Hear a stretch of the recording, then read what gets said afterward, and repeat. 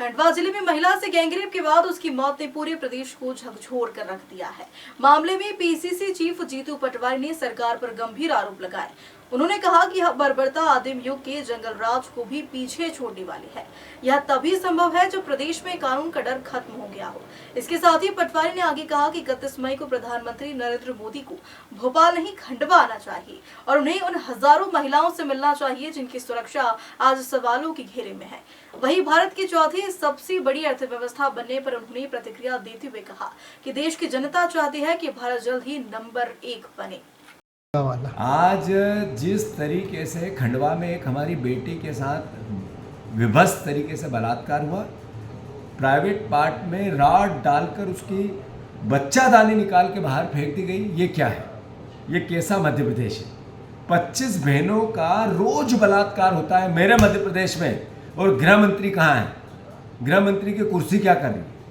मोदी जी बहनों के सम्मान में, सिंदूर के सम्मान में 31 तारीख को यहाँ आ रहे हैं, वो खंडवा उसी बहन के सम्मान में क्यों नहीं जा रहे हैं?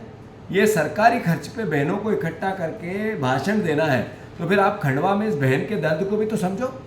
क्या लॉजिक है इसका कि हमारे प्रदेश की यही आदिवासी बहनें पिछले 3 साल में 2.5 लाख गायब हो गई, तो फिर प्रदेश कैसा है? और इस बेटी के साथ जो अन्याय और अत्याचार हुआ, इसका दोषी कौन है?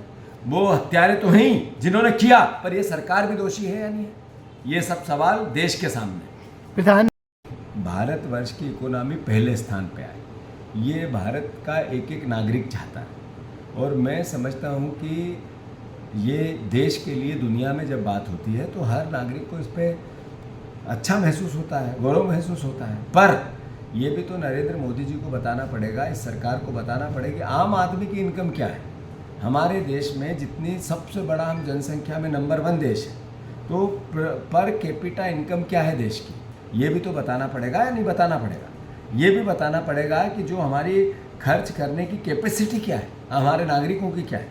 क्या कारण है कि हमारा देश ऐसा बन गया है कि 78% संपत्ति 13% लोगों के पास चली गई, और बचे हुए लोगों के पास बची हुई संपत्ति रह गई। मतलब गरीब और गरीब होता जा रहा है। इकोनॉमी की साइज़ बढ़ी और इधर गरीब बढ़े, तो फिर समझना पड़ेगा देश को कि कहाँ जा रहे हैं हम।